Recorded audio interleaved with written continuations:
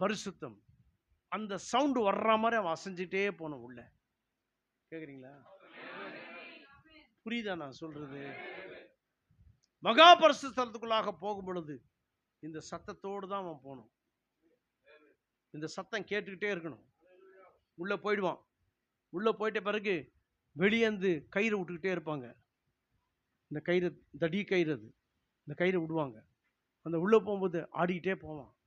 பரிசுத்தம், பரிசுத்தம், பரிசுத்தம், பரிசுத்தம், பரிசுத்தம். ரத்தத்தை எடுத்துட்டு போவான் கையில. ரத்தம் தெளிக்கணும். அங்க போயிட்டு இந்த ரத்தத்தோடுக்குள்ள உள்ள போவான். உள்ள போகும்போது ஷெக்கினா க்ளோரி அங்க இறங்குவாங்க. அங்க இருக்குவாங்க. தக தக தக தக தக தன்னு பில்லர் ஆஃப் ஃபயர். யார் அங்க இருக்கிறது? தேவன் அங்க இருக்கிறார். அந்த அந்த கிட்ட போகும்போது இந்த பரிசுத்தத்தோடு அவன் போகணும். இந்த சத்தத்தோடு கூட அவன் போகணும். ஏதாவது ஒரு ஃபால்ட் அங்க இருந்ததுன்னா பட்டுன்னு வந்து செத்துருவான் அவன். மகாபரிசுத்தத்துல செத்தே போயிடுவான் அவன். இப்ப செத்து போனவனை எப்படி வெளியே கொண்டு வர்றது? அதுக்குதான் கயிறு. இப்பதுக்குதான் கயிறு. புரியுதுங்களா?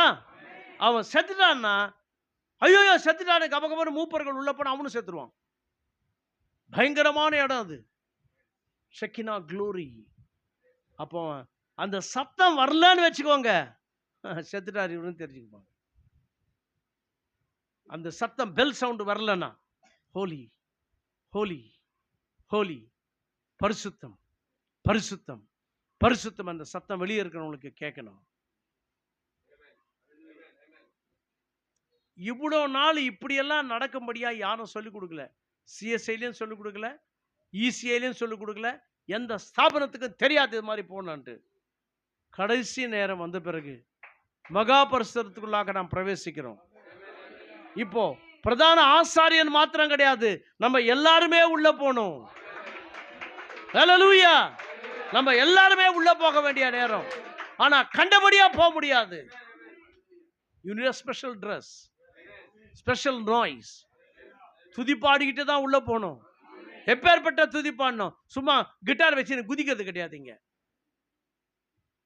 இன்னைக்கு கேப்ரே டான்ஸ் மாதிரி பாடினுக்கிறாங்க பாடல்கள் எல்லாம். அப்பேற்பட்ட ஆளுக்கு தான் லட்சம் பேர் போய் உட்கார்றாங்க அங்க. பாட்டு அப்படி பாட்டோம், ஜிங்கு புக்கு ஜிங்கு புக்கு ஜிங்கு புக்குன்ட்டு. எது அது என்னது? அந்த கிட்டார் வச்சு பாடுவாரு, அவர் எகிருவாரு, அவர் பாடிட்டு இருப்பாரு, முடி வளர்த்துன்னு இருப்பாரு.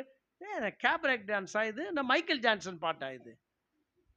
தேவனுக்கு பாடுறீங்களா இல்ல வேற யாருக்கானா பாடுறீங்களா? அவனுக்கு தான் மக்கள் இன்னைக்கு ஏகப்பட்ட ஜனம். ஏசப்பா இன்னைக்கு வேற ட்ரெஸ் மாட்டிட்டு வந்தா கூட 10 பேர் கூட வர மாட்டாங்க அங்க. வேற ட்ரெஸ் மாட்டிட்டு ஏசப்பா இங்க வந்து பிரசங்கம் பண்ணாருன்னா அந்தமான்ல, உடனே எல்லா பாஸ்டர்களும் கூட்டம் போட்டு சொல்றாங்க, யாரும் அங்க போகாதீங்க. ஏன்னா அந்த ஆள் வந்துட்டு பயங்கரமா விகற்பமா பேசுறான், ரொம்ப பயங்கரமா பேசுறான். அந்த ஆள் பேசுறது யாரும் கேட்காதீங்க. இன்றைக்கும் இயேசு கிறிஸ்துக்கு அது மாதிரி தான் மரியாதை. அன்றைக்கும் அப்படிதான், யாருமே வந்து கேட்கறதுக்கு வரல. வந்தாங்க, அப்புறம் ஓட்டானுங்க எல்லாருமே.